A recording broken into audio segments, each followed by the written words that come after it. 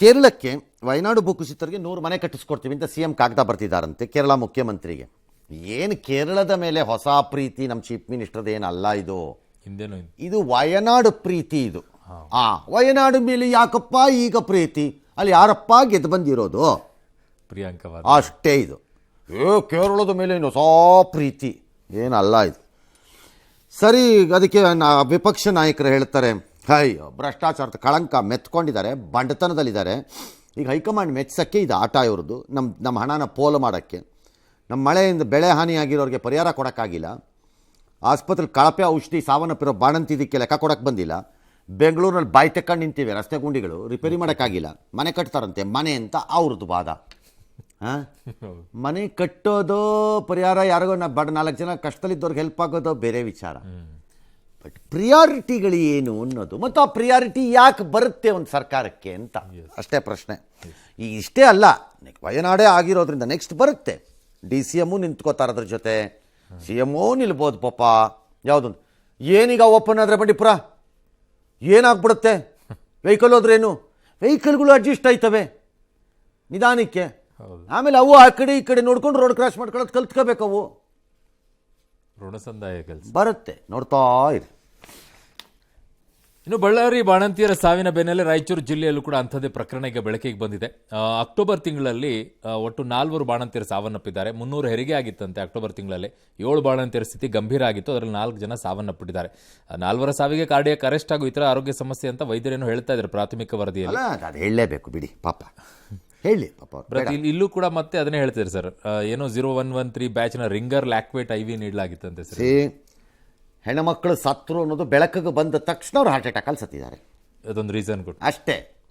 ಹಾಗಿದ್ರೆ ಏನು ಕತೆ ಕಾಯ್ತಾ ಇದ್ರ, ಮಣ್ಣು ತಿಂತಾ ಇದ್ರ ಎಲ್ಲರೂ? ಸತ್ತಾಗಲೇ ಪ್ರಕಟಣೆಗಳಿಗೆ ಯಾಕೆ ಹೊರಡಿಸಲ್ಲ? ಕೇಳಿದ್ಮೇಲೆ ಯಾಕೆ ಹಾರ್ಟ್ ಅಟ್ಯಾಕೇ ಆಗಬೇಕದು? ಭಾಳ ಸಿಂಪಲ್ಲು. DC ಇವಾಗ ಉತ್ತರ ಕೊಡ್ತಾ ಕೂತಿದ್ದೀರಲ್ಲ ನೀವುಗಳು, ಯಾಕೆ? ಎಲ್ಲ ಹಾರ್ಟ್ ಅಟ್ಯಾಕೆ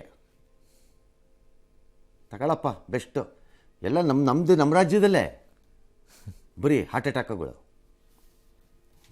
ಎಸ್, ರೈಲ್ವೆ ತಿದ್ದುಪಡಿ ಬಿಲ್ಗೆ ಲೋಕಸಭೆ ಅನುಮೋದನೆ ಕೊಟ್ಟಿದೆ. ಖಾಸಗೀಕರಣಕ್ಕೆ ಅವಕಾಶ ಕೊಡಲ್ಲ ಅಂತ ಹೇಳಿದ್ದಾರೆ.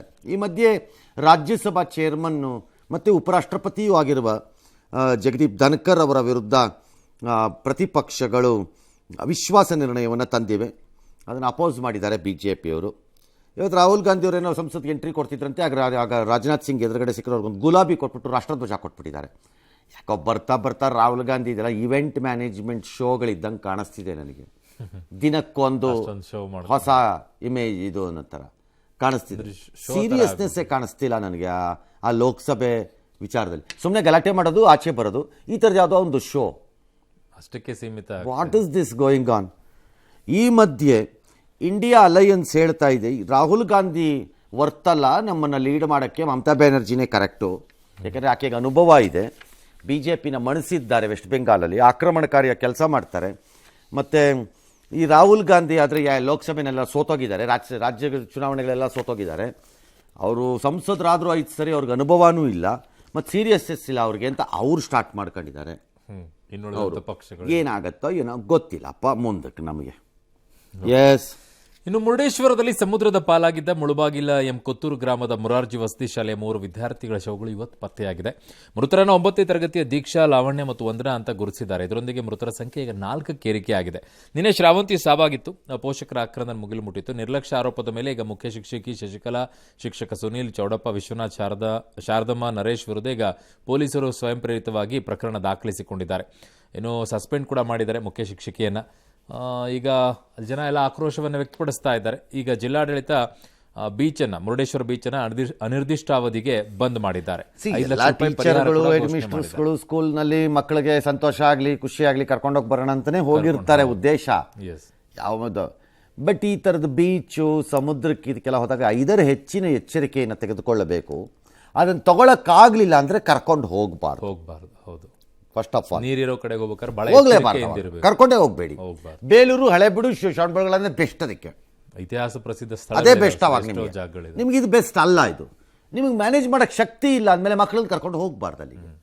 ಸೊ ಬೇಸಿಕಲಿ ಅದು ಉದ್ದೇಶಪೂರ್ವಕವಾಗಿ ಮಕ್ಕಳನ್ನ ಸಾಯಿಸ ಕರ್ಕೊಂಡೋಗಿದ್ದಾರೆ ಅಂತ ಯಾರೂ ಹೇಳ್ತಿಲ್ಲ. ಬಟ್ ನಿರ್ಲಕ್ಷ್ಯ, ಬೇಜವಾಬ್ದಾರಿತನ ಅಂತೂ ಇದೆ, ಅಷ್ಟು ಮಾತ್ರ ಹೇಳಬಲ್ಲೆ. ಬಾಂಗ್ಲಾದೇಶದಲ್ಲಿ ಹಿಂದೂಗಳ ದಮನ ಮುಂದುವರೆದಿರೋದಕ್ಕೆ RSS ಆಕ್ರೋಶ ಹೊರಹಾಕಿ ಮಾತುಕತೆ ಅಷ್ಟೇ ಅಲ್ಲ, ಬೇರೆ ಮಾರ್ಗ ಹುಡುಕಬೇಕು ಇದಕ್ಕೆ ಅಂತ ಅಂದಿದ್ದಾರೆ ಗಟ್ಟಿಯಾಗಿ ಅಂತಾರೆ. ಏನು ವಾರೇ ಯುದ್ಧವೇ ಬಡ್ದ ಕಣಿವೆ ಹಿಡ್ಕೊಂಡು ಏನೊಂದು ಆಗಬೇಕಲ್ಲ, ಏನು ಅಂತ ಗೊತ್ತಿಲ್ಲ. ಬಟ್ ಹೇಳಿದ್ದಾರೆ ನಮಗೂ ಹಂಗೆ ಅನ್ನಿಸ್ತಿದೆ, ನಮಗೂ ಏನು ಅಂತ ಹೊಳಿತಿಲ್ವೇ. ಎಸ್. ಇನ್ನು ಮೆಡಿಕಲ್ ಬೇಲ್ ಮೇಲೆ ಆಸ್ಪತ್ರೆ ಸೇರಿರುವಂತಹ ನಟ ದರ್ಶನ್ ಡಿಸೆಂಬರ್ 11ರಂದೇ ಸರ್ಜರಿ ನಡೆಸಲಾಗುತ್ತೆ ಅಂತ 4 ದಿನಗಳ ಹಿಂದೆ ಕೋರ್ಟ್ನಲ್ಲಿ ಅವರ ಪರ ವಕೀಲರು ಕೊಟ್ಟಿದ್ರು. ಆದರೆ ಸರ್ಜರಿ ನಡೆದಿಲ್ಲ. ಇವತ್ತು ರಕ್ತದೊತ್ತಡದಲ್ಲಿ ಮತ್ತೆ ಏರುಪೇರು ಏನಾದರೂ ಆಯ್ತಾ ಅಥವಾ ಸರ್ಜರಿ ನಡೆಯದಿರಲು ಏನಾದರೂ ಕಾರಣಗಳಿವೆಯಾ? ಎಲ್ಲವನ್ನು ಅವ್ರು ಕೋರ್ಟ್ಗೆ ಹೇಳ್ತಾರೆ ಬಿಡಿ, ಅಲ್ಲಿ ಉತ್ತರ ಸಿಗುತ್ತೆ. ಕೊಡಲೇಬೇಕಲ್ಲ, ಕೊಡ್ತಾರೆ, ಅಲ್ಲಿ ಉತ್ತರ ಕೊಟ್ಕೋತಾರೆ. ಅಮೆರಿಕದ ಮುಂದಿನ ಅಧ್ಯಕ್ಷರಾಗೋ ಟ್ರಂಪ್ ಅವರು ತಮ್ಮ ಕುಟುಂಬ ರಾಜಕೀಯ ಇದೆಲ್ಲ ಒತ್ತಿಗೆ ತಂದಿದ್ದಾರೆ.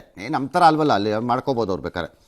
ಭಾವಿ ಸೊಸೆಗೆ ಅವರು ಎಲ್ಲಿಗೆ ಗ್ರೀಸ್ ದೇಶಕ್ಕೆ ಅಮೆರಿಕ ರಾಯಭಾರಿಯಾಗಿ ಕಳಿಸ್ಬಿಟ್ಟಿದ್ದಾರೆ ಅವ್ರನ್ನ, ಆಕೆನ. ಸರಿ. ಮತ್ತು ಈಗ ಅವ್ರ ಸಂಪುಟದಲ್ಲಿ ಎಲ್ಲ ಬಿಲಿಯನೇರ್ಗಳೇ ಇದ್ದಾರಂತೆ, ಎಲ್ಲ ಬಂದಿದ್ದಾರೆ, ದೊಡ್ಡ ದೊಡ್ಡ ಜನ ಎಲ್ಲ ಸೇರ್ಕೊಂಡ್ಬಿಟ್ಟಿದ್ದಾರೆ. ನಮ್ಮ ದೇಶದಲ್ಲಿ ಈ ಹೊರಗಡೆ ಇರೋರ ಮೇಲೆ ಬಡ್ದಾಕ್ತಾ ಇದ್ದಾರೆ, ಅಲ್ಲಿ ಅವ್ರನ್ನೇ ಒಳಗೆ ತಗೋತಿದ್ದಾರೆ. ವಂಡರ್ಫುಲ್. ಎಸ್. ಇನ್ನು ಬಂಡುಕೋರರ ವಶದಲ್ಲಿರುವ ಸಿರಿಯಾದಲ್ಲಿ ಅಲ್ಲೋಲ ಕಲ್ಲೋಲ ಪರಿಸ್ಥಿತಿ ನಿರ್ಮಾಣ ಆಗಿರೋ ಕಾರಣ ಅಲ್ಲಿನ ಭಾರತೀಯರು ಸ್ವದೇಶದತ್ತ ಮುಖ ಮಾಡಿದ್ದಾರೆ. ಮೋದಿ ಸರ್ಕಾರದ ನೆರವಿನಿಂದ ವಿಶೇಷ ವಿಮಾನದಲ್ಲಿ 75 ಮಂದಿ ಈಗ ಭಾರತೀಯರು ಸಿರಿಯಾದಿಂದ ದೆಹಲಿ ಕಡೆಗೆ ಬರ್ತಾ ಇದ್ದಾರೆ. ಈ ಮಧ್ಯೆ ಆಂತರಿಕ ವಿಚಾರದಲ್ಲಿ ನಾವು ತಲೆ ಹಾಕಲ್ಲ ಅಂತ ಇಸ್ರೇಲ್ ಹೇಳಿದೆ. ಬಟ್ ಹಿಜ್ಬುಲ್ಲಾಗೆ ಏನಾದರೂ ವೆಪನ್ಸ್ ಕೊಟ್ಟರೆ ಬಿಡಲ್ಲ ಅಂತಂದಿದ್ದಾರೆ. So Syria will be next flash point ಇದ್ದಂಗಿದೆ ಮಿಡ್ಲ್ ಈಸ್ಟಲ್ಲಿ. ಬಿಕಾಸ್ ಎಂಟೈರ್ ಮಿಡ್ಲ್ ಈಸ್ಟೇ ಡಿಸ್ಟರ್ಬ್ ಆಗಿ ಹೋಗ್ಬಿಟ್ಟಿದೆ ಈಗಲೇ. ಅದು ಮುಂದಕ್ಕೆ ಯಾವ ತೀರದ ಪರಿಣಾಮಗಳನ್ನು ಬೀರುತ್ತವೆ ಅನ್ನೋದು ನಮಗೇನು ಸಂಬಂಧ? ನಮಗೆ ಸಂಬಂಧ ಇರುತ್ತೆ. ಮಿಡ್ಲ್ ಈಸ್ಟ್ ಅಂದರೆ ಲಾರ್ಜ್ಲಿ ಎಲ್ಲ ಮುಸ್ಲಿಂ ದೇಶಗಳು. ಎರಡನೇದು ಆಯಿಲ್ ಇಶ್ಯೂಸ್ ಬರುತ್ತೆ, ಕ್ವಶನ್ ಬರುತ್ತೆ, ಪೆಟ್ರೋಲ್ ಡೀಸೆಲ್ ರೇಟ್ಗಳು ಸಮಸ್ಯೆಗಳು ಉಂಟಾಗತ್ತೆ, ಅನುಮಾನನೇ ಇಲ್ಲ. ಮತ್ತು ಅವರವರೇ ಬಡಿದಾಡ್ಕೊಳ್ಳೋಕೆ ಸ್ಟಾರ್ಟ್ ಮಾಡಿದ್ರೆ ಅದು ಬೇರೆ ಬೇರೆ ಸಮಸ್ಯೆಗಳನ್ನು ಸಂಬಂಧವಿಲ್ಲದ ರಾಜ್ಯಗಳಿಗೂ ದೇಶಗಳಿಗೂ ಸೃಷ್ಟಿ ಮಾಡುತ್ತೆ. ಸಂಬಂಧವೇ ಇಲ್ಲದೆ ಇರೋರು ಅನುಭವಿಸ್ಬೇಕಾಗಿ ಬರುತ್ತೆ. ಅದು ವಿ ಡೋಂಟ್ ನೋ ಅದು ಎಲ್ಲಿಗೆ ಹೋಗುತ್ತೆ ಅಂತ ಗೊತ್ತಿಲ್ಲ ಈಗ ಸದ್ಯಕ್ಕೆ. ಅಮೆರಿಕದ ಲಾಸ್ ವೆಗಾಸ್ ಕೋರ್ಟ್ನಲ್ಲಿ ಮಹಿಳೆ ಜಡ್ಜ್ ಮೇಲೆ ಒಬ್ಬ ಆರೋಪಿ ದಾಳಿ ಮಾಡಿದ್ದ ಜನವರಿನಲ್ಲಿ. ಈಗ ಅವನಿಗೊಂದು 65 ವರ್ಷ ಶಿಕ್ಷೆ ಕೊಟ್ಬಿಟ್ಟಿದ್ದಾರೆ ಅಲ್ಲಿ. ಇದು ಹಳೆಯ ವಿಡಿಯೋ ನೀವು ನೋಡ್ತಾ ಇರೋಂಥದ್ದು. ಈಗ ಅದು ತೀರ್ಮಾನ ಆಗಿ ಅವನಿಗೊಂದು 65 ವರ್ಷ ಕೊಟ್ಟಿದ್ದಾರೆ ಶಿಕ್ಷೆನ. ಭಾಳ ಜನ ಗಾಯಗೊಂಡಿದ್ದರು ಬೇರೆ ಆ ಪ್ರಕರಣದಲ್ಲಿ. ಅಮೆರಿಕಲ್ಲಿ ಹಾಗೆ ಜಡ್ಜ್ಮೆಂಟ್ಗಳು ಶಿಕ್ಷೆ ಅಂದರೆ 65 ವರ್ಷ, 136 ವರ್ಷ, 274 ವರ್ಷ ಅಂತ ಹಿಂಗೆ ಅಲ್ಲಿ ಜಡ್ಜ್ಮೆಂಟ್ ಶಿಕ್ಷೆ ಕೊಡೋದದು. ಬದುಕೋದೇ 70. ಅದೇ ಆದರೂ ಹಂಗೆ ಕೊಡೋದದು ಅವರು. All right.